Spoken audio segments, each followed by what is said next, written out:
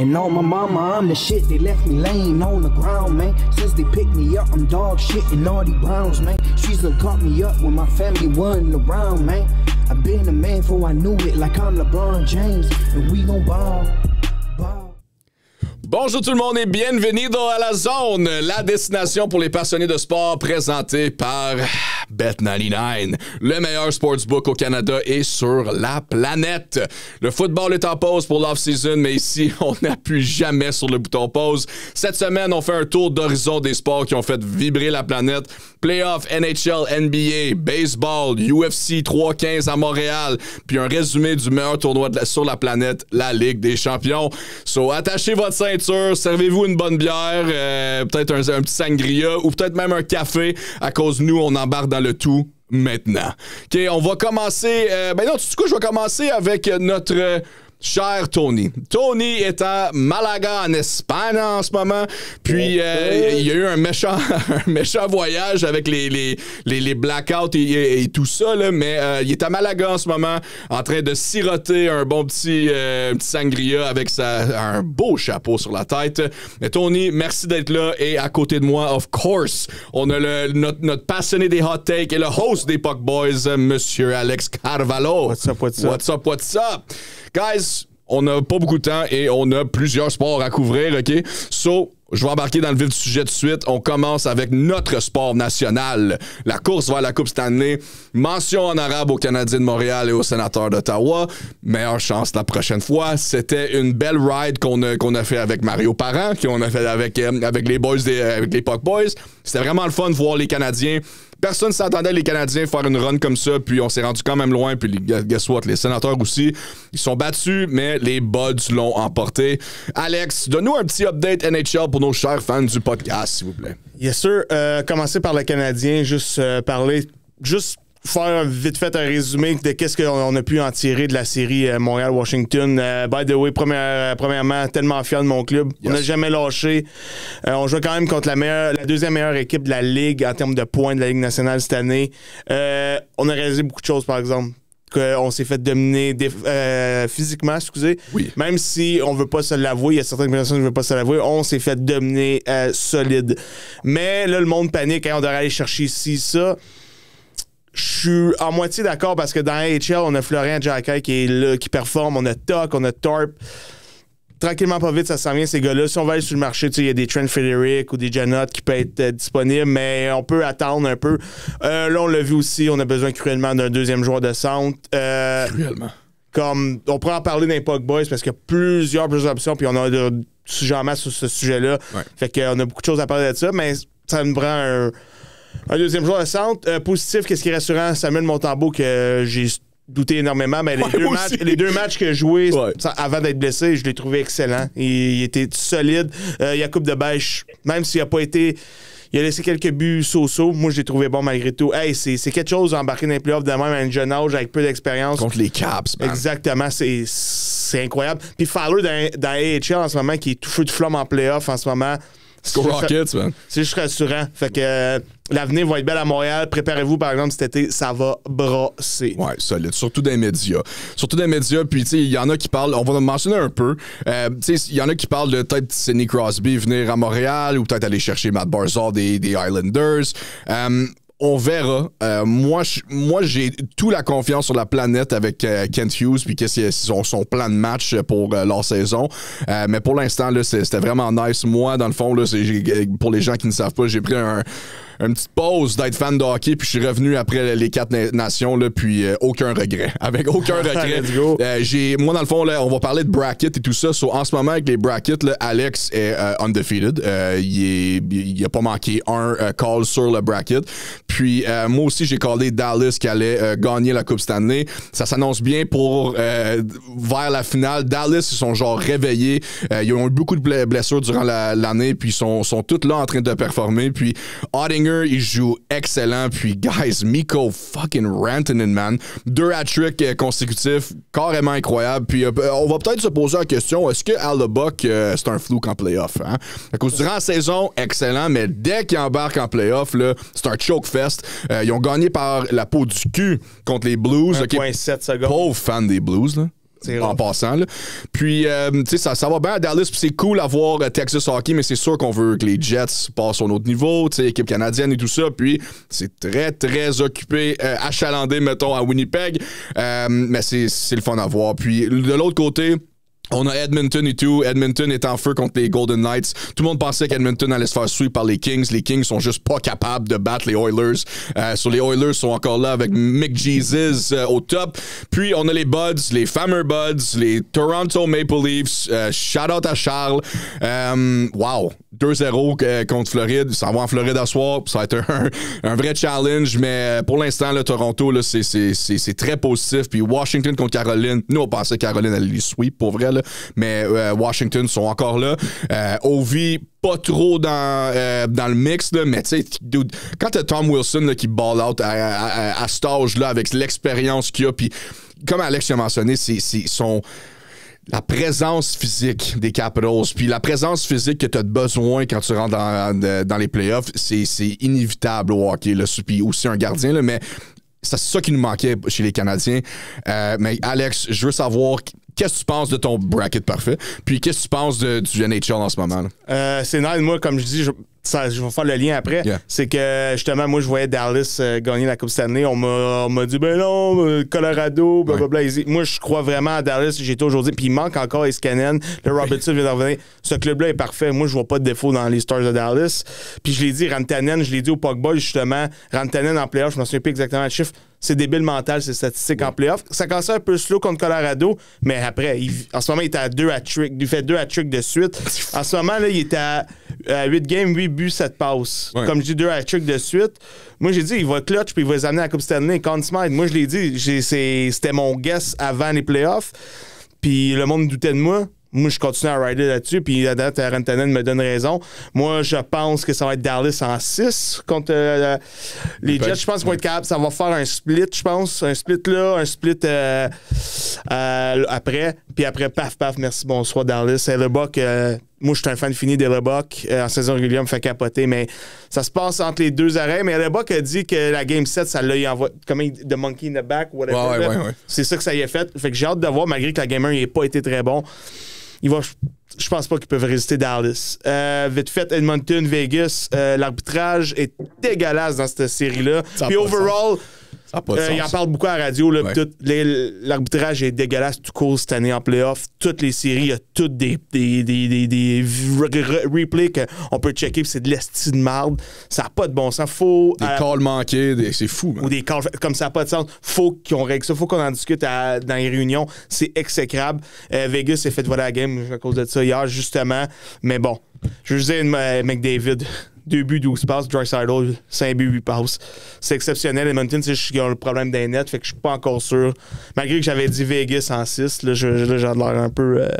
ça va fucker mon bracket. Vite fait, les Canes, il n'y a pas grand-chose à dire. C'est super tête, c'est super égal, surtout dans la game. C'est super tête dans tous les aspects. Ça va être une série longue, moi, je pense, justement. J'ai dit 15 en 7. Leafs Floride. Moi, j'avais dit Floride en 7. Mais là, les Leafs jouent à la hauteur de leur talent, sont tête. La défense, ils ont été chercher la profondeur défensivement. Contre Ottawa, ça a été super compliqué. Puis, on s'est retroupé contre la Floride. C'est exceptionnel.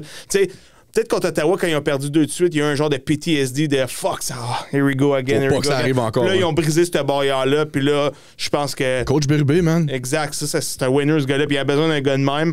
Le seul défaut, c'est Stolarz qui est blessé avec le petit coup de cochon de Bennett. Ça, c'est vraiment, vraiment plate. Mais j'ai confiance en Wall.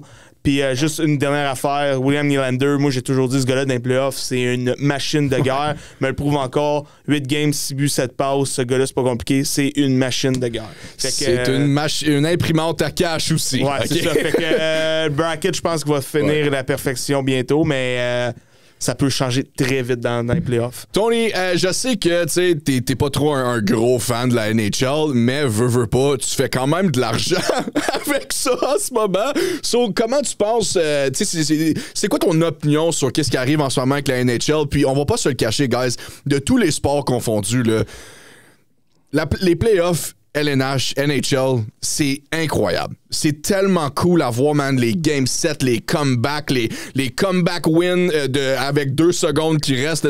C'est carrément incroyable. Puis, avec ton opinion espagnole en ce moment, là, qu'est-ce que tu penses de la NHL en ce moment? Ben moi, c'est pas compliqué. Tout ce qui est playoff, j'adore. L'intensité, elle augmente à 110%. Les fans, ils sont dedans à 1000% aussi. Il y a toujours de quoi qui m'a attiré vers ça. Fait que là, en ce moment, tu sais, c'est sûr que j'ai pas écouté beaucoup la saison. Ouais. Mais là, aussitôt que les playoffs ils ont commencé, je me suis mis à suivre ça. Puis moi, je suis vraiment pro Team Canada, OK? Yes. Moi, je comptais pour les Habs. Les Habs sont out, mais là, c'est tous les teams canadiens. Fait que là, il nous reste les Leafs, il nous reste les Jets, il nous reste Edmonton. Fait que là, je suis pas mal ça. Je suis très content pour les Leafs, comme Alex il a très bien parlé. Là, on dirait qu'ils ont brisé leur barrière mentale, puis là, ils ont retrouvé ça. Mais là, si je me trompe pas, ce soir, c'est en Floride. Ouch! Yep. Je m'attends pas nécessairement à ce qu'ils gagnent en Floride, mais au moins, ils ont été capables de gagner les 2 premières. Fait que si jamais ça finit 2-2, ben au moins, c'est pas super. Sinon, Oilers, quelle belle surprise. Finalement, sont capables de clutcher, de faire les points, tout ça, puis de pas tout le temps être capable, pas tout le temps être obligé de faire comme 6-7 buts pour gagner une game. Ou mettre tout dans les mains de McDavid, là. Ouais. C'est ça, exactement. T'as Dre Seidel, t'as Nugent Hopkins qui commence à revenir dedans, t'as Hyman. Non, j'adore ça, puis moi, dans le fond, tout ce que je souhaite, c'est que les teams canadiens se rendent le plus loin possible parce que le hockey, ça appartient au Canada. Okay? Yep. On veut avoir la coupe. Surtout après le tournoi des 4 nations là, où le Canada l'a emporté. Yep. Moi, je souhaite juste ça pour nous. On a des très bonnes chances avec nos teams. C'est sûr que les Jets, il faut qu'ils wake up un petit peu. Ils ont juste perdu une game. Ils ont le temps de se reprendre. Mais je trouve qu'on a des vraiment bonnes équipes. Puis non, j'adore ça cette année. L'intensité est là. Tout le monde est dedans. Puis il y a de l'argent à faire. Il y a de l'argent à faire. Même si tu viens juste d'embarquer là-dedans comme moi, tu peux te mettre facilement dedans. Puis j'ai réalisé, là, j'ai regardé un petit peu comment Alex il bettait, parce qu'Alex est en feu avec la NHL. Yeah. Les shots on goal, là, ça hit en esti. Ouais, oh 100%. My God!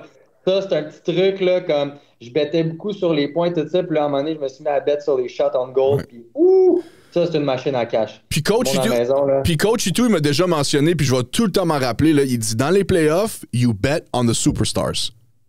Yeah. Always bet on the superstars. Puis ça marche. En ce moment, ça marche. So, mais Tony, avant de passer à un autre excellent sport, c'est quoi ta prédiction? Ta prédiction pour la Coupe Stanley? Nous, ben, ça va rester Dallas, là, vu que c'est notre bracket. Mais toi, en ce moment, là, après ton analyse, là, qui tu penses va lever la Coupe Stanley? C'est sûr que tout le monde est avec les Stars. Fait que pour moi, qui suis un petit peu moins ça, c'est difficile d'aller à l'encontre de cette idée-là. Mais sinon, Panthers, ça ne m'étonnerait pas qu'ils peuvent come back. Comme j'ai mentionné, les games en Floride sont super forts. Cette saison, j'ai regardé les match-ups historiques entre Leaf Panthers, puis à chaque fois que Leaf y allait en Floride, il se faisait ramasser solide. Fait que si ça joue à ça, ça ne m'étonnerait pas que ça aille en 7. Panthers peuvent gagner. Puis après ça, moi, je pense qu'ils peuvent se rendre facilement à la Coupe. Sinon, oui, il y a les Stars. Oilers se sont rendus à la Coupe l'année passée. S'ils réussissent à rester en santé, tout ça, que tout le monde est capable de performer, tu as 2 des meilleurs attaquants de la Ligue.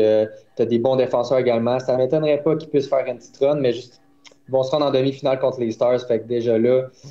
Mais pour la Coupe, je suis un petit peu d'accord avec vous. Sinon, mon sleeper pick, ça serait que les Oilers se rendent à la Coupe. Nice. Ça ne m'étonnerait pas. Ah, j'y souhaite, man. McDavid, il a besoin d'une petite bague. Ouais, ça serait pas peu. Mais ce soir, on a les Leafs contre les Panthers à Floride, comme Tony a mentionné, à 7h. Puis, à 21h30, les Stars s'en vont à Winnipeg. Winnipeg, ça va être électrique à soir, je pense. Dernier mot pour la NHL? Moi, ma finale, c'est Floride-Dallas. Dallas win. That's it, that's all. Regarde, j'aimerais voir les Leafs qui faire une run historique depuis. Ils n'ont pas gagné le coupe depuis 67, là, mais ce serait quand même cool à voir. Mais il y a une autre affaire qui est cool à voir, OK? Puis on va faire corrélation NHL, NBA avec le sport. J'ai une affaire. Le Pékin, peut-être, parce qu'on n'a pas le temps de parler de football. Oh, OK. Tu quoi, on va en parler. Of course, on est de base, on est un podcast de football. So, veut pas, on va parler de football. Il n'y a pas trop de nouvelles en ce moment, mais Oh! Ça tombe bien, on a 2 fans des Pittsburgh Steelers sur notre podcast et les Steelers viennent récemment de échanger M. George Pickens aux Dallas Cowboys pour un sac de puck puis un 5$, là, tu sais, un high five puis un 5$. Là. So, Alex, c'est quoi ton opinion sur ça? Ben, tu sais, George Pickens, il y a eu des problèmes un peu dans le locker room et tout ça. C'était plus un drama queen. Moi, je pensais que l'ajout de DK Metcalf allait être incroyable pour cette offense-là, surtout en termes de passes. Mais il se fait changer aux Cowboys. Puis aux Cowboys, je veux pas, ça va être un receveur numéro 2. So, Alex, c'est quoi ton opinion sur... Ouais, c'est bizarre parce que, moi, je pense à Pittsburgh, tu sais, avec Metcalf puis Pickens, ça aurait été un receveur... Tu sais, c'est 2 receveurs numéro 1. Ça aurait été un receveur numéro 1A et l'autre 1B, admettons. Mais là, à Dallas, ça va être vraiment... CeeDee Lamb, selon moi, c'est le 3e meilleur receveur de la Ligue. Oui. Fait que Pickens est absolument le numéro 2. Puis je sais pas pourquoi Dallas était cherché en sachant qu'ils n'auront pas l'argent pour leur signer. Mais en même temps, pourquoi Pittsburgh... pour un 3 puis un 5, qu'est-ce que ça t'aurait coûté de le garder toute l'année à Pittsburgh? Tu sais, on entend des théories, c'est Aaron Rodgers qui ne voulait pas, puis là, c'est dans le... Hey, comment Aaron Rodgers peut avoir autant de pouvoir pour un gars de 41? Je comprends pas. Le gars, il est sur une plage en ce moment. C'est fucké, là. Ouais. C'est fucké rare, là. Come on, là. C'est qui le pire? Si c'est vrai, puis il n'y a aucune preuve c'est vrai, si c'est vrai, c'est qui le pire? Aaron Rodgers ou les Steelers d'accepter une condition de même? C'est un bon point. Parce que Pickens, moi, je l'aime pas, Pickens. Mais je reconnais tout le talent du monde. Ce gars-là a du talent. En termes d'athlète, ouais, c'est débile. C'est un dog. C'est un débile, là. Mais toute l'achalandage à côté... Je l'ai comme individu, là. Ouais. Mais comme joueur, c'est machine. Mais avec DK, c'est pas un facile non plus. Fait que ça aurait été quelque chose. On a essayé d'éviter des problèmes. Mais pour un 3 puis un 5, c'était où l'urgence? En tout cas, personnellement. Tony? Écoute, je vais pas te mentir que je suis tombé à mes genoux quand j'ai vu cette nouvelle-là. Moi, je l'ai vu, je pense que j'étais au gym. Il était comme midi, 1h d'après-midi. Vous, ça a sorti à comme 6-7 heures le matin, sûrement. Ça m'a surpris parce que pour moi qui suis les Steelers religieusement, je sais que Tomlin aimait beaucoup Pickens et qu'il essayait de le contrôler. Il était tout le temps, il n'a jamais rien dit de négatif sur lui. Il essayait tout le temps de le défendre un petit peu. Il disait il va falloir qu'il grandisse et qu'il mature un petit peu, mais on travaille là-dessus. Ça, c'est pas du hate en passant, là, c'est du feedback. Là, non, c'est exact. Ouais. C'est ça, puis tu le voyais sur le sideline, puis il disait lâche pas, ça va être ton tour. Tu le voyais que Tomlin l'aimait beaucoup. Puis là, ce que j'ai vu beaucoup cette semaine, c'est que c'est Tomlin qui aurait poussé le trade à go. Ouais, c'est ça, c'est vrai. Il aimait le gars, mais il fait le trade. Fait que moi, je dis que Pickens était vraiment rendu un cancer dans le locker room. Il a dû avoir de quoi que, on était capable de voir qu'il était compliqué. Imagine, nous, on voyait des petits glimpses. Imagine l'avoir en permanence, à quel point que ça va être difficile à gérer. Ouais. Puis on a, veux pas, les Steelers, je vais faire ça brièvement, là. On a un historique de très bons et très talentueux receivers qui finissent par crash out, qui finissent par... Je sais pas, Claypool, un problème d'attitude. Antonio Brown, Martavius Bryant. Ouais. Martavius Bryant, en 2018, tradé aux Raiders. Il a joué 8 games. Après ça, il était hors de la ligue ou sur des practice squads. Antonio Brown, en 2019, pour problème de comportement, tradé aux Raiders. Il a fait 3 équipes. Il a joué 16 autres games en 3 ans. Gagné un Super Bowl, montré sa graine à la plage. Il y a beaucoup de... Moi, je suis Antonio Brown. Même histoire, en 2022, Chase Claypool, qui a eu 2 excellentes années. Après ça, gros problème d'attitude. Tradé. Deontay Johnson, juste l'année passée, cette année, dans le fond, en 2024, on l'a tradé. Là, il y avait un bon début avec les Panthers, puis ça a dérapé complètement. Il a fait genre 4 teams d'une shot. Il est allé 2 fois avec les Ravens. Il a fait release 2 fois. Houston. Texans, il est rendu aux Browns. Fait que, selon moi... Je sais pas si c'est un problème de gestion ou de coaching, tout ça, mais chose certaine, c'est que depuis Antonio Brown, puis Antonio Brown, c'est pas le meilleur role model, on a un gros problème de leadership et de vétérans niveau receiver dans le locker room, selon moi. Il faut signer quelqu'un avec de l'expérience, quelqu'un avec de la notoriété, qui est capable de remettre les jeunes receveurs à leur place. C'est ça qu'on n'a pas depuis super longtemps. Et c'est pas obligé d'être quelqu'un de super vieux ou whatever, c'est juste quelqu'un qui est capable de remettre le monde à leur place. Puis ça, on n'est pas capable d'avoir ça. DK, c'est pas lui qui allait le faire. Pickens, il avait besoin de se faire remettre à sa place, puis il n'y avait personne, justement.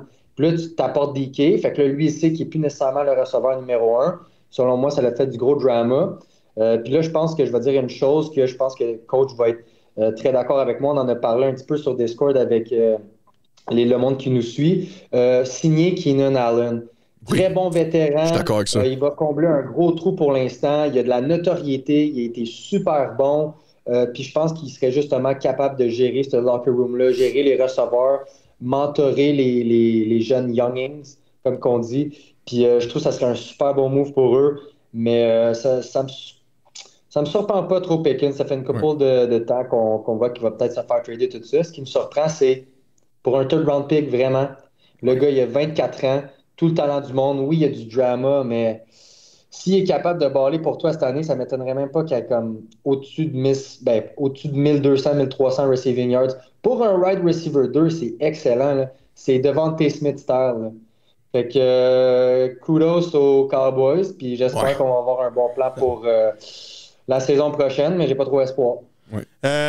Juste à l'amener le point de Keenan Allen, la seule affaire, c'est qu'Allen il a dit que lui, c'est soit qu'il retourne à Chicago ou il retourne à Los Angeles, il veut pas faire bouger sa famille. Fait mais moi, j'avais une option, un autre en tête, puis il est encore agent libre, Amari Cooper. Ça serait pas pire pour vrai, Amari Cooper comme numéro 2. Je vois pas le... C'est un bon Jack, c'est pas mauvais. Il a juste pas été utilisé à Buffalo, c'est un peu bizarre cette situation, mais il est encore solide. Vétéran. Moi, je verrais Amari Cooper aux Steelers, c'est pas vrai. Ça serait un bon ajout, mais comme j'ai mentionné, ça serait pas le gars non plus qui va remettre les jeunes à sa place. Non. Je pense qu'il est quand même plus tranquille, il est vraiment introverti. Il va faire sa place, oui, il peut ball out pour nous, mais on sait jamais, peut-être DK va commencer à act out. Peut-être que Roman Wilson, on connaît pas trop sa personnalité encore, ça m'étonnerait. Mais on sait jamais, avec les Steelers, des fois, il y a des petites bulles au cerveau. Je sais pas qu'est-ce qu'il y a dans l'air à Pittsburgh, mais... Puis juste un dernier point, puis il a amené Tony en a parlé, moi je Pickens, ils vont avoir une grosse saison parce que vous savez pourquoi? Parce qu'enfin, il y a un fucking superstar comme carrière, Dak Prescott. Puis Dak Prescott, je peux déjà le dire, c'est une saison bounce back, ça va être une saison de feu avec 2 gros receveurs, je vous le dis. Sleepez pas sur Dallas. Fuck les haters de Dallas. Dallas vont bounce back. Oui, je suis un fan des Vikings, mais Dallas vont bounce back. Quoi? Tony a mentionné coach. Tu sais quoi? On va demander à coach. Attends, on va l'appeler. 2 secondes. Désolé, les gens qui nous écoutent sur Spotify, là, mais... Attends, je vais l'avoir sur... On va voir qu'est-ce qu'il va dire. Ah, je suis sec. Je me demandais d'où ça venait, je suis sec. Coach! Coach! Allô? Attends, tu m'entends-tu? Ah, there you go. Hey, coach, t'es live, t'es en direct, il est sur la fucking plage en ce moment, là, la vie est belle. Mais coach, on était rendu à George Pickens, on parlait de George Pickens puis l'impact qu'il va avoir sur les Cowboys puis la situation avec les Steelers. C'est quoi ton opinion sur ce trade-là? Ben, moi, je suis pas aussi critique que la plupart des gens pour avoir tradé Pickens. Je trouve pas que c'est une mauvaise idée. À cause de son historique avec l'équipe. Puis, il s'en vient qu'il va falloir qu'on le paye. Puis, il va vouloir avoir 30 millions plus. Donc, si on est rendu à ce point-là avec un joueur qu'on n'est pas certain son fit dans le locker avec les autres joueurs, il y a eu des choses qui ont sorti maintenant que peut-être les autres l'aiment pas autant. Mais, tu sais, il y a toujours des choses qui sortent par après. Mais, comme trade, il y a 2 choses. Comme il n'y a personne qui est plus expériencé que Tomlin à savoir quand laisser aller un receveur. Puis la deuxième, c'est malheureusement, on est l'équipe qui a le plus d'expérience à laisser aller des joueurs vedettes, wide receiver. Je comprends pas pourquoi. C'est une chose, on dirait que toutes les franchises ont leur chose. Cleveland, c'est les corps arrière. Nous autres, ça a l'air, c'est les receveurs. Mais pour son fit à Dallas, la dernière chose pour Pittsburgh, c'est le timing aussi, tu sais. Je commence à penser que Pittsburgh ont fait des décisions fly-by-night. On se réveille le matin et on décide ce qui va arriver aujourd'hui parce que, franchement, je pense qu'on aurait pu avoir un peu plus pour lui au draft. Peut-être qu'on aurait pu avoir un 2. On aurait pu avoir un joueur cette année. Je comprends qu'on a eu 2 l'année prochaine, mais on n'avait pas de 2e ronde cette année.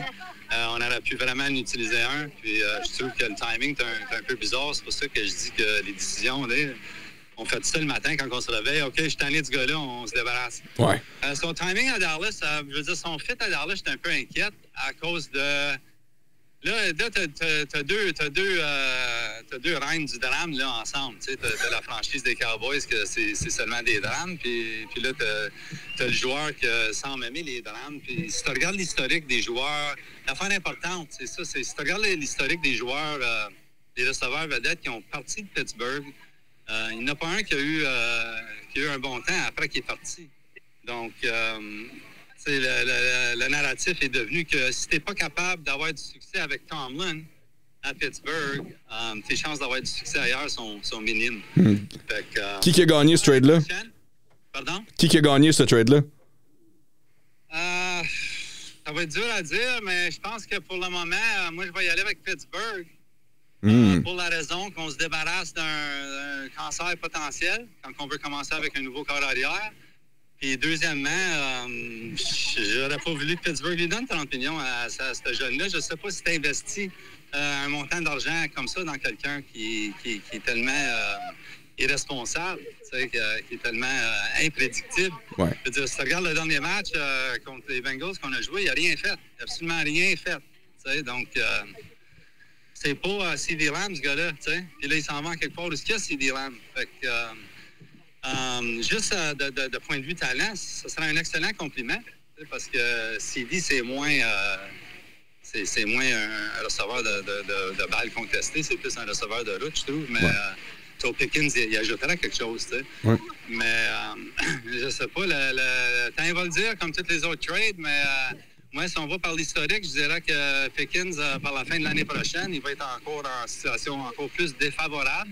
Puis, il va être chanceux comme agent libre s'il gagne 20 millions. Fouh! Ben, coach, je vais te laisser sur ta plage. Merci beaucoup pour ton opinion. Puis, j'espère que les Steelers vont arranger ça. Là, puis, merci de faire une petite appearance, OK? Thank you. Regarde, j'avais dit au début de l'année que je voulais qu'il shake up les choses un peu. Puis, tu sais, il faut faire attention à ce qu'on souhaite. Parce que là, on a le shake-up. Hein? Ouais. Donc, all right, ben merci beaucoup, là. Puis, guys, dites bye à coach. Take care, coach. Ciao, take care. Have a good one, man. Ciao, man. Bon, mais voici ton opinion. On a deux opinions complètement différentes sur George Pickens. Mais je suis voir à Tony là-dessus. On va voir. Avec Tony, on va voir, man. On va voir. Puis time will tell, comme d'habitude. Et time will tell avec la NBA. On embarque avec la NBA. Le basketball est là. SGA. On va parler du Canadien. En ce moment, là. Ah, non. Non, le Canadien, SGA. Shai Gilgeous-Alexander. Alex n'est pas trop familier avec la NBA. Ouais, c'est ça. Les Thunder affrontent les Nuggets. OK? En ce moment, là, c'est 1-1. Les Nuggets, pour les gens qui ne sont pas au courant, ils ont congédié leur head coach et leur GM avant la run de playoff. OK? Pas trop fou. Quand ton MVP de l'équipe s'est rendu aussi ton head coach, style Jackie Moon, OK? C'est tough de gagner. Ils ont prouvé le contraire. Game 1, Jokic a complètement dominé. Mais là, Game 2, là, SGA a réalisé que hey, moi aussi, je peux faire des points. Puis les Nuggets ont complètement dominé. Ils ont gagné de 40 points. OK? C'est une domination absolue. Mais c'est la série à regarder en ce moment. Là. Pour vrai, là, c'est quelque chose. Mais moi, je pense que les Thunder vont battre les Nuggets ici. Pourquoi? À cause t'as pas de head coach. Comment tu vas apporter les gens? Oui, c'est bon que Jokic, c'est ton head coach temporaire, mais le gars, il y a un match à jouer. Là. Okay? Il y a d'autres chats à fouetter. Là, c'est quelque chose à regarder. Ça va aller en Game 7. Je suis pas mal sûr. Ça va être back-to-back-to-back les victoires. Moi, je vois les Thunder l'emporter avec le Montréalais Lou Dort et le Canadien Shai Gilgeous-Alexander. Là, moi, je pense que ça va être ça va être au Thunder. L'autre match-up, T-Wolves, des Timberwolves du Minnesota. Il n'y a pas juste les Vikings Edwards, au Minnesota. Edwards. Anthony Edwards, encore incroyable. Il affronte les Warriors. Là, tout, c'est 1-1. Ça aussi, ça va être difficile. Il n'y a pas un autre Carl Anthony Town ou whatever? Ouais, non, Kat est rendu au Knicks. Ah, OK. Il est rendu à New York. C'est deux ça, je connaissais. Ouais, c'est ça. Mais Minnesota sont encore là. Les Warriors, c'est sûr qu'avec l'expérience avec Steph Curry, puis ils ont pogné Jimmy Butler à Star. So, les Warriors sont encore là, mais les T-Wolves, c'est le futur. Ils ont trade Karl Anthony Towns pour avoir d'autres weapons pour entourer Ant-Man. Ils ont pogné Julius Randle, puis ils ont pogné Dante DiVincenzo des Knicks. Très beau trade. Moi, je suis je suis pour ce trade-là. Puis les Wolves contre les Warriors, moi, je crois aussi que ça va être en Game 7. So, si vous aimez les Game 7, des matchs serrés, là, NBA, c'est le sport à regarder en ce moment. Bien, de l'autre côté, pas de Game 7, selon moi. Les Pacers, le plus gros underdog de la run du playoff en ce moment, contre les Cavaliers. Cleveland sont embarqués là, first seed, pensaient que ça allait être easy peasy. Ils ont perdu Garland, et là, les Pacers mènent 2-0. C'est là que le Québécois, Mathurin ou whatever, oui, c'est oui, ça? absolument. Ouais, il y a des Québécois, des Canadiens partout dans la NBA. Les Pacers, en ce moment, le gros underdog, mais Indiana, faut pas se le cacher à cause des Colts. On va s'entendre que c'est rough. So, ils sont pas mal fixés, axés sur le basket. Puis les Pacers, un home game aux Pacers, c'est un autre niveau. Et ce soir, ils s'en vont aux Pacers. Ils ont gagné 2 de suite à Cleveland. Moi, je pense malheureusement que ça va être un sweep de la part des Pacers. J'adore les underdog stories. Puis ici, avec Tyrese Haliburton puis Spicy P, c'est cool à voir. C'est vraiment cool à voir. Et de l'autre côté, les deux équipes que je déteste, il y a Boston et New York, les Knicks contre les Celtics. Les Celtics, moi, je pensais que ça allait être un back-to-back incroyable. C'est une équipe qui adore tirer du 3 points. Puis, tu sais, avec Jason Tatum et tout ça. Mais les Knicks, là, Jalen Brunson, c'est un autre niveau. Jalen Brunson, avec l'ajout de Karl Anthony Towns, puis OG Anunoby et tout ça, les Knicks là, sont présents. Puis, je pense pas que les Celtics vont avoir assez de jus, assez de gaz dans le tank pour faire une run. On verra. C'est juste 2 games. Puis le prochain match, si je me trompe pas, c'est à Boston. On verra.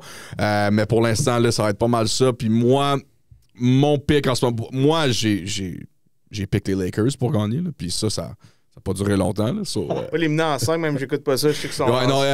éliminé en 5 ou 6. Ouais. Mais anyway, ils ont choqué. OK? Puis, mais en ce moment, là, moi, j'aimerais voir SGA puis les Thunder apporter le tout. Mais sinon, les Pacers, man, j'adore les underdog stories. Là, pour moi, là, ce serait soit les Pacers ou les Thunder. Mais Tony, c'est toi notre expert en NBA en ce moment. Qu'est-ce que tu penses de la réalité de la NBA en ce moment? Là, tu as parlé des Lakers, fait que vite fait, tu vas en parler. Lakers out in 5, tout le monde disait qu'ils allaient gagner en 5. Ouais. Mais écoute, je suis pas stressé, OK? C'est la première année de leur head coach, J.J. Redick. C'est la première année qu'il était avec l'équipe. Mid-season, ils ont trade pour Luka Doncic. Fait qu'il a fallu qu'ils s'intègrent super vite. Et en plus de ça, il n'y a personne qui voulait jouer centre pour les Lakers.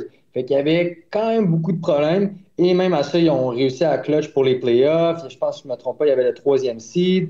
Puis là, ils se prennent contre la jeune équipe qui ont rien à perdre, les Timberwolves, avec Hampman qui était complètement locked in. Selon moi, là, un off-season complète pour build autour de Doncic, trouver un bon centre et les Lakers vont être très dominants l'année prochaine. Je suis pas inquiet. LeBron, il va pas prendre sa retraite. Il va au moins jouer une autre année si c'est pas 2. Oubliez ça. Pas de stress pour LA. Je suis sûr qu'ils vont être back l'année prochaine. Ouais. Là, pour les teams qui sont encore présents dans les playoffs, t'en as parlé, Pacers et Haliburton qui est en feu. Pour le monde qui n'a pas regardé la fin de la dernière game, là, Haliburton, il se faisait huer, bouer. Il a fait un shot, un 2-point shot. Il a rattrapé son propre rebound. Il a reculé, il a tiré un 3 points et il a fait un buzzer beater pour gagner la game. C'était de toute beauté. Le monde du sport est en feu. C'est comment tu peux pas aimer ça. Même si tu n'aimes pas les Pacers, c'était juste magnifique. Ouais. Ils sont en train de choquer le monde au complet avec une avance de 2-0 contre la 2e meilleure équipe de la Ligue, les Cavaliers. Mais regarde, moi, je suis, contrairement à toi, là, je trouve que la défense, à la défense des Cleveland, ils ont beaucoup de blessures, OK? Garland, Hunter et Mobley qui étaient blessés. Je pense qu'ils vont revenir éventuellement. Et si c'était pas du buzzer beater de Haliburton à la dernière game, Cleveland gagnait. Fait que même sans ces 3 joueurs-là, Cleveland sont capables de gagner ou de tenir face aux Pacers. Moi, je suis persuadé que Cleveland vont gagner ce soir et je suis zéro surpris si ça sera à 2-2 et par la suite, ça sera en game 6 ou 7. Je suis pas mal sûr que Cleveland vont être capables de remonter ça. Sinon, pour une des équipes qui est la plus hatée de la Ligue, les Celtics, est-ce qu'ils sont en train de flop? Je pense que oui. Je pense qu'ils ont trop de pression. C'est les champions de l'année passée. Et là, les Knicks, les New York Knicks, ils sont en feu. T'es fucké, les fans des Knicks. Fucké, man. Partout sur Internet, là, l'ambiance est démente à New York. J'ai quasiment envie d'aller m'acheter un billet pour aller passer 2 jours à New York juste pour vivre ça. C'est malade. Le monde, il capote. Toutes les célébrités sont là. L'ambiance est insane. Moi, je pense que les Knicks sont juste sur un rampage. Je pense qu'ils vont gagner en 5 ou en 6. Ils vont flopper les Celtics. Jalen Brunson, il n'a pas fini de jouer son meilleur ball. Non. Il est en feu en ce moment. Il lâche des 30 points après 30 points sans arrêt. Comme tu as mentionné, là, Big Cat puis OG Anunoby, je pense que ce team-là, il est juste complet. Ils sont en train de surprendre tout le monde. Puis ils ont juste du momentum après du momentum après du momentum. Puis Tatum, est-ce qu'il est en train de choke sous la pression? Si on regarde le 4e quart de la dernière game, là, il a juste lancé des bricks. Fait qu'il faudrait peut-être qu'il commence à land ses 3 points s'il veut gagner au moins une game dans cette série-là. Ça, c'était ma take pour eux. Sinon, ce soir, mon équipe avec le Canadien, Thunder contre Nuggets, meilleur match-up des séries selon moi. Oh, ouais. 2 équipes excellentes. C'est électrique ce match-up-là. Les Nuggets, ils ont un roster super stack. Ils ont Jokic, Westbrook, Murray, Gordon. Sont très, très dangereux. Mais je pense qu'après la première game que les Thunder ont perdu, ça a été un gros wake-up call pour eux. Je pense qu'ils ont repris confiance, surtout avec leur blowout la game dernière. Même si Jokic il a été fouled out puis il a quitté à 3 quarts de la game, je pense que les Nuggets vont se faire sortir en 6-7. Je suis pas pantoute inquiet pour ça. Mais en tout cas, sortez votre popcorn parce que ça va être toutes des games. Jokic va quand même tout faire en sorte qu'il gagne. Mais Thunder vont gagner ça. Je ne suis pas surpris. Thunder, je dis un petit spoiler, Thunder vont se rendre en finale. Zéro surpris pour ça. Ouais. Sinon, Warriors, Timberwolves, désolé, mais sans que... Gorgé Sangria, guys. Et voilà. Beaucoup mieux. Désolé, mais sans Curry, les Warriors sont absolument rien. Si Curry jouait, j'avais les Warriors qui gagnaient ce match-up-là. Ils ont dominé contre les Wolves toute la saison pas mal, sans Jimmy Butler.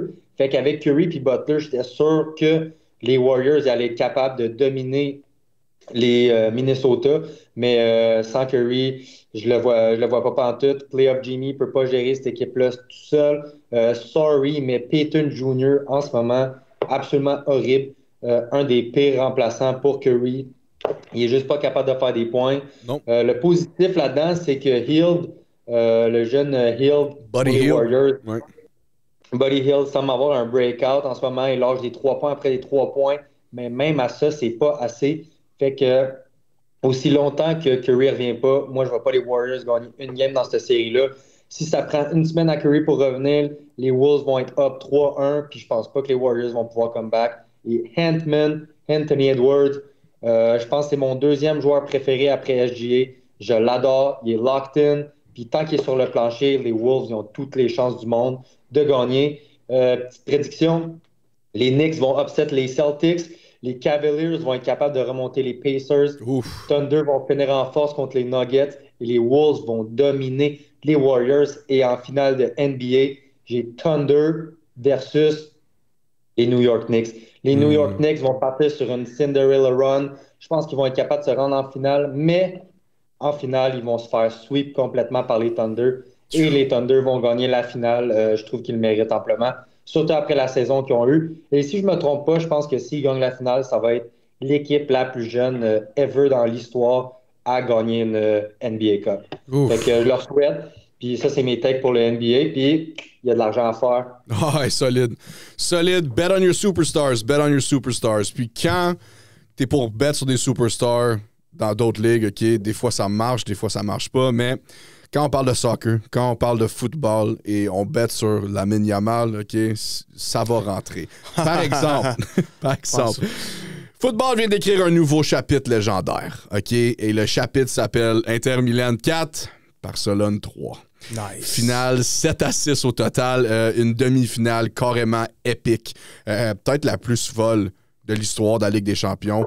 Des buts à pu finir. Puis, tu sais, pour les gens qui sont pas trop fans de soccer, là, mettons que 7-6, là, ça fait changement un peu. Okay? Des buts à pu finir, des rebondissements, des VAR qui font trembler le stade au complet. C'était comme un film Hollywood. Puis au cœur de cette tempête-là, c'est un héros improbable. Francesco Acerbi, 37 ans, 20 ans de carrière pro. Le gars a eu le cancer et est revenu faire son tout premier but en Ligue des champions. OK, pour finaliser la victoire d'Inter Milan. Quelle histoire! Et aussi pour Inter Milan, Jan Sommer. Un mur suisse, OK, pour Inter.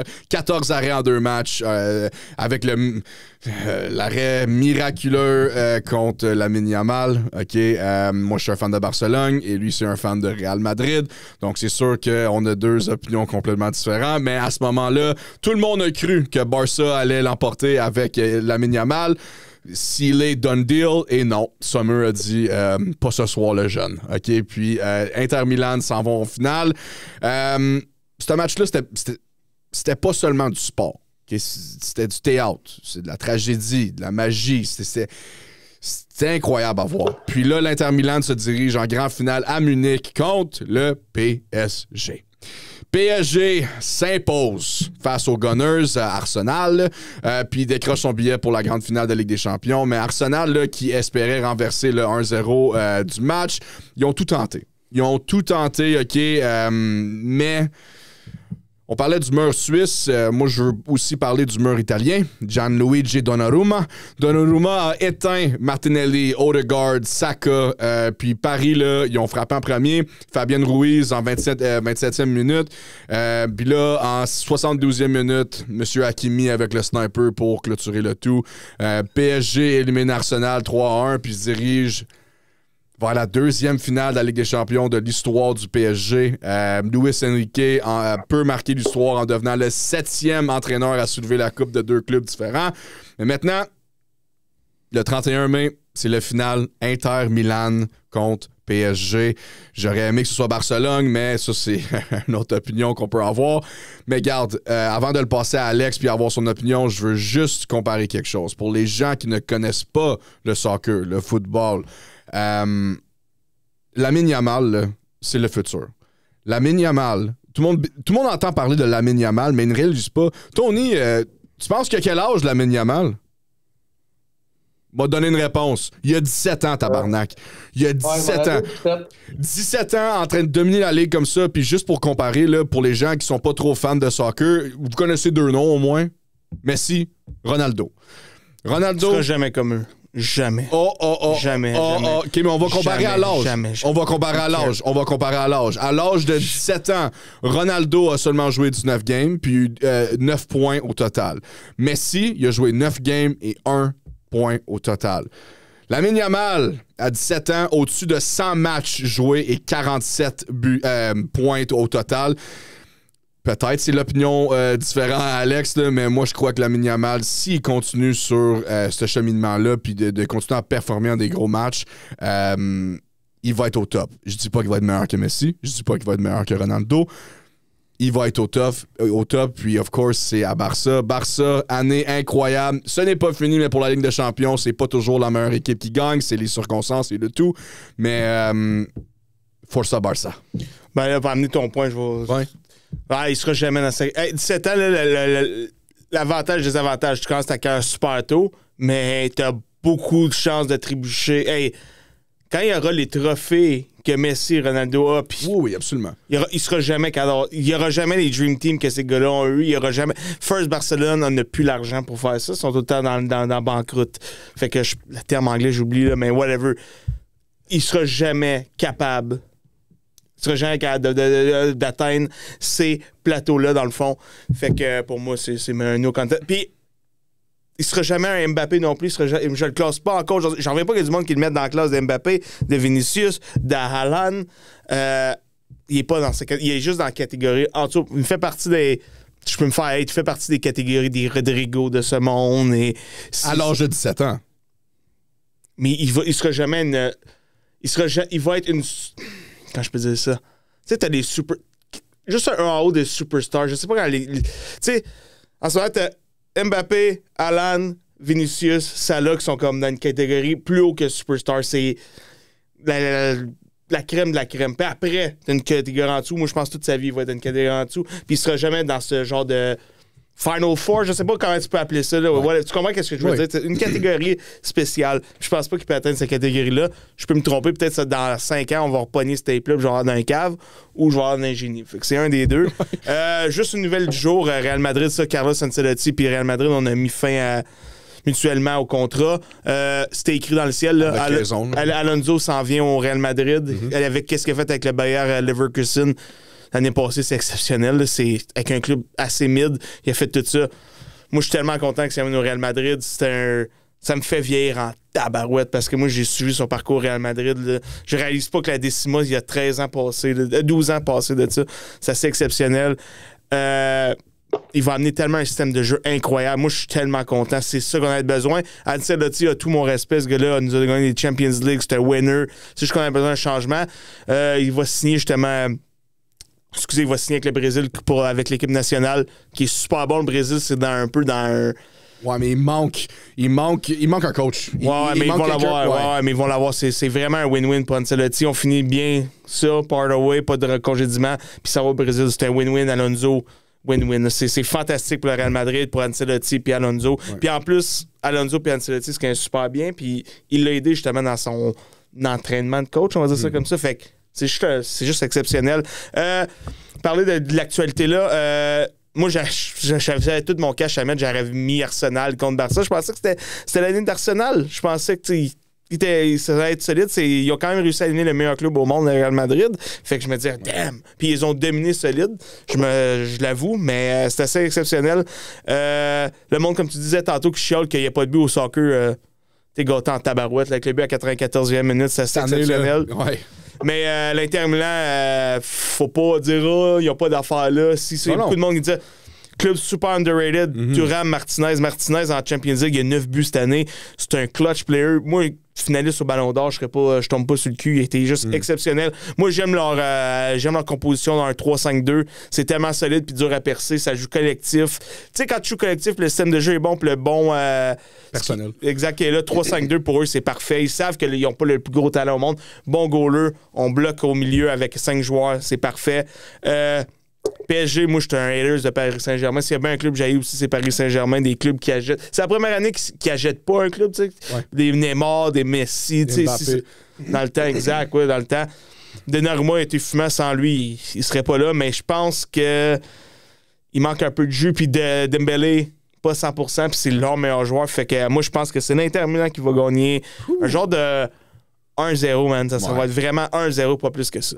Ouais, mais le match va être incroyable. Puis, en fin de semaine, pour les gens qui veulent écouter du bon soccer, c'est El Clasico. El Clasico, qu'est-ce que ça veut dire? Ça, c'est, of course, la rivalité Barcelone contre Real Madrid. Puis c'est à Real Madrid en fin de semaine.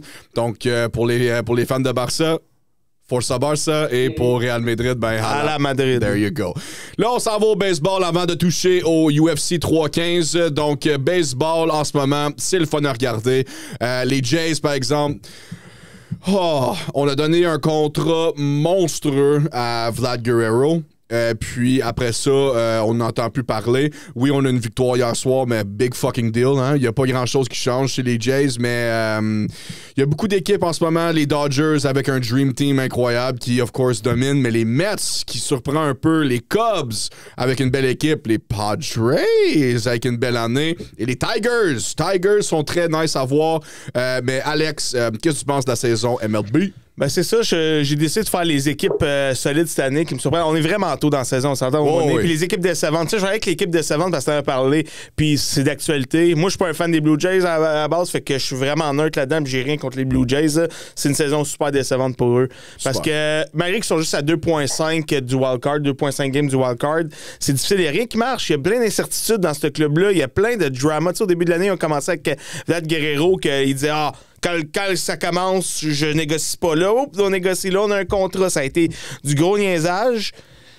On a réussi à le signer. Ben, vous avez réussi à le signer, excusez. Puis Guerrero, malgré tout, est pas mauvais. T'sais, il fait du 2,95 de moyenne, excusez. Il fait du 815 d'OPS, 4 home runs. C'est bon, mais c'est pas assez pour le salaire qu'il demande. Puis, Puis surtout la saison l'année passée que Vlad a eu, c'était exceptionnel. C'est tôt encore, il peut développer ça. Mais côté positif, Springer, solide saison. Tout, il fait du 900 kicks d'OPS. J'ai oublié de prendre la note.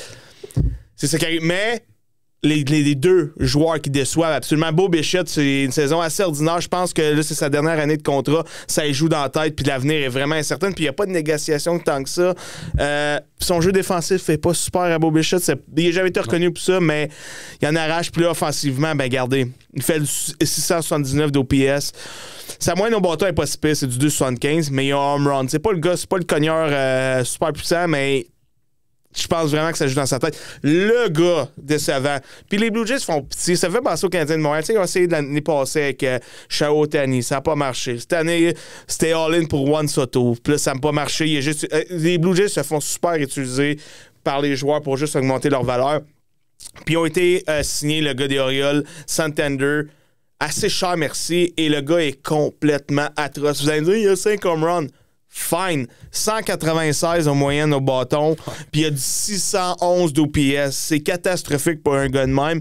Il performe pas, il est atroce. Je sais que c'est une nouvelle équipe, c'est difficile, mais c'était ça, là, c'était la clé. Là. Il manque vraiment de profondeur dans cette équipe-là. Puis je pense pas qu'ils vont réussir à faire les séries par le manque de profondeur, justement. Fait que Blue Jays, c'est la même histoire tout le temps. Moi, personnellement, rendu à échanger Beau Bichette, mais c'était l'année passée que ça aurait dû faire. Parce que l'année passée, Beau Bichette avait de la valeur en tabarouette. Cette année, sa valeur est correcte. Tu vas avoir quelque chose, mais c'est vraiment pas comparé à l'année passée. Fait que les Jays, même shit, différentes années, comme ils disent. Yep. Fait que, bon, on va aller dans le positif. Ouais. Mes Padres, c'est incroyable. On est 23-13. On est derrière des Dodgers qui sont 25-13. C'est juste qu'à cause qu'ils ont joué 2 games de plus que nous autres. Sinon, on est flush. Là, tu regardes les superstars aux Dodgers, puis là, vous autres, c'est sûr que vous avez quand même des superstars, mais rien comparé à eux autres. Dites-vous qu'ils ont 2 rotations de lanceurs qui pourraient jouer MLB. C'est fou, là. C'est juste débile mental. Un team boosté. Puis on a le 3e meilleur groupe de lanceurs de la Ligue avec du Tro d'Area. C'est assez exceptionnel. En plus, nos 2 starting pitchers, il y a 2 de nos 5 starting pitchers qui est blessé en ce moment. Darvish qui n'a pas encore joué de l'année et Musgrove qui ne jouera pas de l'année à cause de la fameuse Tommy John. Tommy John, ouais. Fait qu'il a oublié ça, c'est l'année passée. Tatis, ça a été difficile depuis 2 ans. Puis bounce back à date. Il joue comme un MVP. Pour moi, ça serait le MVP dans le national. Son average, sa moyenne au bâton, 319. Son OPS, 936. Il y a 8 home runs, 19 RBI, puis il y a 8 stolen base en français. Des buts volés. C'est assez exceptionnel. Qu'est-ce qu'il fait? Il clutch. Puis les Padres n'arrêtent pas d'avoir des blessés ces temps-ci. Merrill vient de revenir. Ça nous aide. Puis ces gars-là clutch, Machado aussi. Juste dire la division qu'on est, la division Ouest.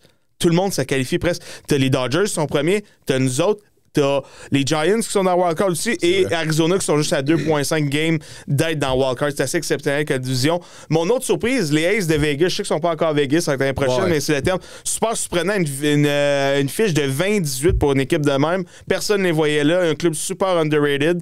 Et aussi les Giants de San Francisco, malheureusement. Fuck eux, mais c'est exceptionnel. L'ajout d'Adama, excellent. Et l'année passée, ils ont été chercher Jung Hoo Lee, qui était solide, mais là, cette année, c'est vraiment incroyable comme saison. Il est solide, il est underrated. Il faut faire attention aux Giants. Oui, absolument. Moi, dans le fond, je voulais juste ajouter quelque chose aux Diamondbacks. Tu as mentionné Arizona. Corbin Carroll. Quelle année incroyable, pour vrai. Bounce back à date.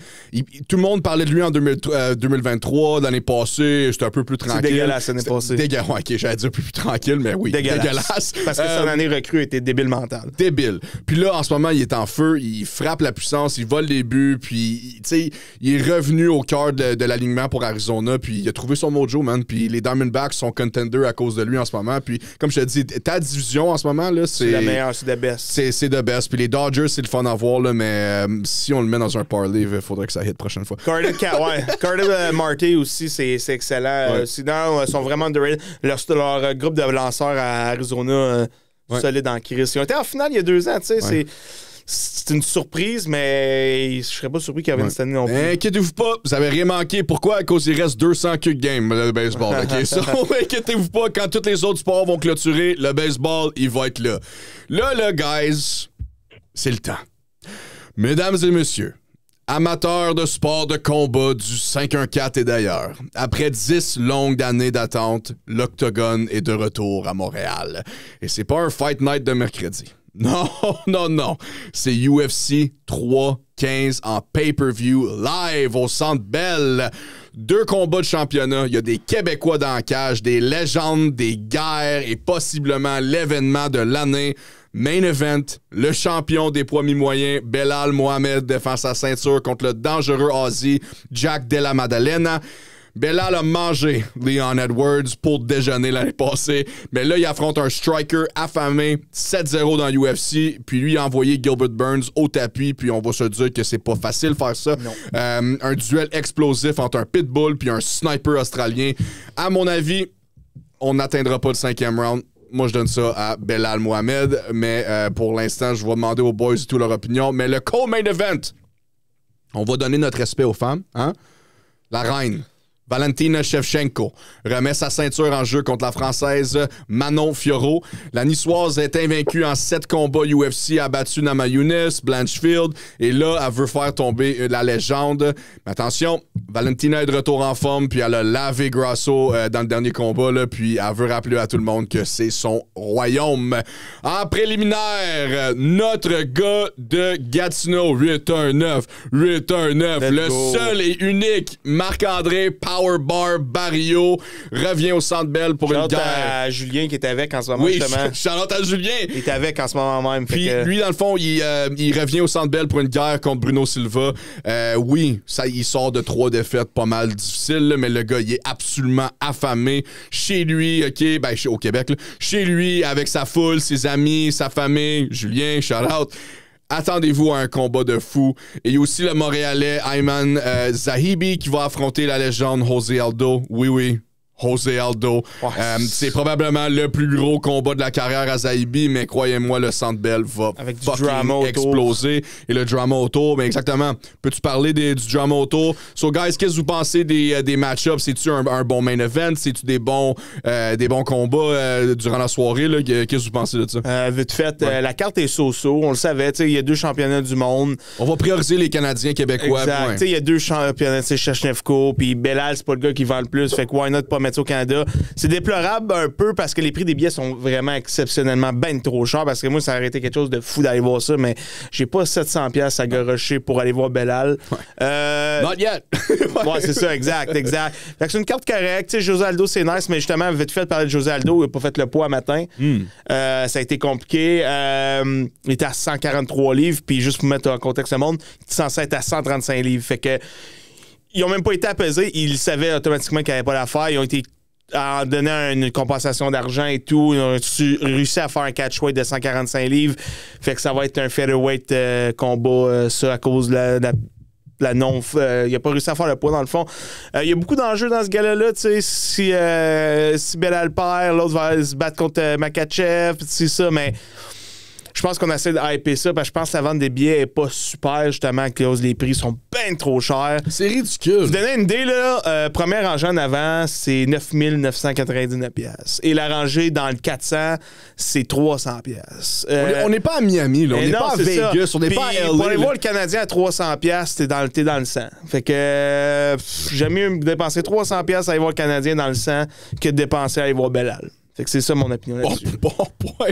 Tony, qu'est-ce que tu penses de UFC 315, OK, les Québécois sur la card et, of course, le main event, Belal contre Maddalena? Ben écoute, moi je trouve que Belal, c'est un des champions les plus plates à regarder. Fait que 100%. Je pense qu'ils ont fait exprès de le mettre à Montréal dans une game internationale parce qu'ils voulaient hyper ça. Ils se sont dit on va le mettre au Canada. Le monde suit quand même beaucoup la UFC. C'est sûr qu'on va pas là souvent. Ils vont acheter des billets, même si c'est un match de championnat puis c'est plate. Ils vont, ça reste UFC 315, je me trompe pas. C'est 315. Ouais. C'est ça. Fait que là, ils se sont dit, les Montréalais ils vont acheter ça. Non, c'est. Ouais, bon point. Comme Alex a mentionné, c'est bien trop cher. On va juste le regarder pay-per-view à la maison dans le pire des cas. Puis tu mets même pas en valeur nos Canadiens, tu mets Marc Barrio pre-prelims. Il est même pas dans les prelims, il est pre-prelims. Le gars va jouer à genre 2 heures d'après-midi, tu sais. Exact. C'est comme nous, on voulait voir nos Canadiens, puis il y a personne. Ça, si je me trompe pas, il y a aucun Canadien sur la main event.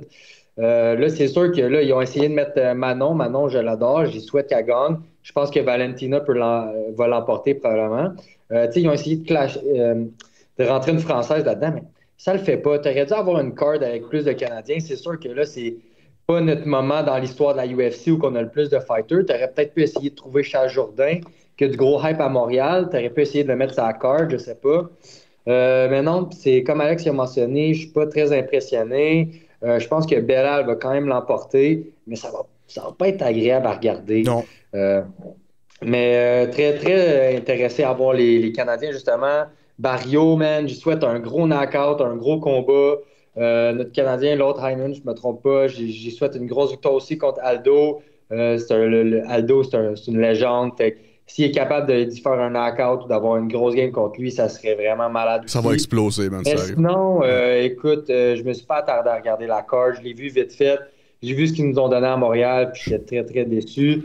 Ouais. Fun fact, la dernière fois qu'il y a eu la UFC dans la région, qui était à Ottawa, je pense, en 2013 ou 2014, j'étais là. C'était Rory McDonald. C'était quand même très bonne card. Rory McDonald, un de ses pires combats. Je pense qu'il a perdu. Le combat était super plate.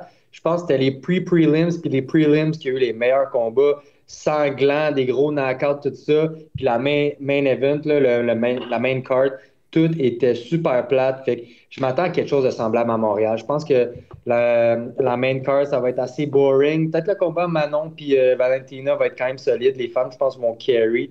Sinon, pas mal tout le monde va regarder les matchs d'avant. Puis exact. Très déçu quand même, mais c'est le fun qui essaie de l'apporter. Je pense qu'il a essayé justement de hype-up avec Charles Oliveira puis Makhachev contre Ilya Topuria. Je pense qu'il a essayé de mettre un peu hype comme vous avez dit. Mais c'est bien ordinaire. On va pas se le cacher, là, comme moi, je vais écouter le match de Barrio, puis je m'en vais me coucher après. Puis, juste mettre au point, Benoît Saint-Denis, qui est le premier match, c'est un Français, ils ont essayé de mettre des Français, justement, un gars de la langue. Azibi, le gars qui se bat contre Aldo, c'est un Québécois, mais il est putain là, si ça, ils ont essayé de faire ça. La seule affaire, Charles Jourdain, ils ont essayé, mais si Jourdain, sa femme vient d'accoucher, puis c'est pas un bon timing, il va se battre en juin, mais c'est vrai, Barrio, pourquoi pas, comme la carte est tellement pas si haute que ça, t'aurais pu mettre Barrio first combat, il y a quelque chose qui aurait pu être fait. Ils ont essayé de mettre des Canadiens, beaucoup de Canadiens, comme je te dis, mais c'est un rendez-vous manqué un peu. Mais ils se défendent en disant qu'il y a 2 titres en jeu, mais les 2 titres qu'on s'en calisse. Ouais. Puis je suis sincèrement désolé si tu as dépensé au-dessus de 1 000 pour aller voir le UFC à Montréal. Ça va être le fun, ça va être un événement ça doit être le fun. Spécial. On me donne des billets demain matin, j'y vais. Oui, mais je ne paierai pas 1 000 pour aller... Non, 100 $, j'ai arrêté. 100 $, j'aurais pensé. On va bêter 1 000 par contre. There you go! Barrio Moneyline! Ce n'est pas des conseils financiers. Bet99. Yeah. Puis en parlant de Bet99, pour les nouveaux membres Bet99, utilisez le code promo ZONE99, c'est Z majuscule ONE 99. Et Bet99 va matcher ton dépôt jusqu'à 800 $. Exemple, tu mets 100 $ sur Barrio Moneyline et le bet ne hit pas. Avec notre code promo, il te redonne le 100$ en pari gratuit. C'est bon jusqu'à 800 $. N'oubliez pas que c'est pour les nouveaux membres lors de l'inscription. Free cash, quoi de mieux? Merci à nos chers membres Patreon, Discord, à nos abonnés YouTube, Spotify. Guys, passez le mot et n'oubliez pas de liker, partager, de vous abonner. On vous aime. Bonne chance. À bientôt. Et n'oubliez pas que nos paris se retrouvent tous sur Patreon. Guys, win on 3? Vas-y donc. 1, 2, 3, win! We gon' flex on them, do the John Wall. All my homies, we gon' ball. Ball, ball. We gon' flex on them, do the John Wall. And on my mama, I'm the shit they left me laying on the ground, man. Since they picked me up, I'm dog shit and all these Browns, man. She's done caught me up when my family wasn't around, man. I been the man before I knew it, like I'm LeBron James.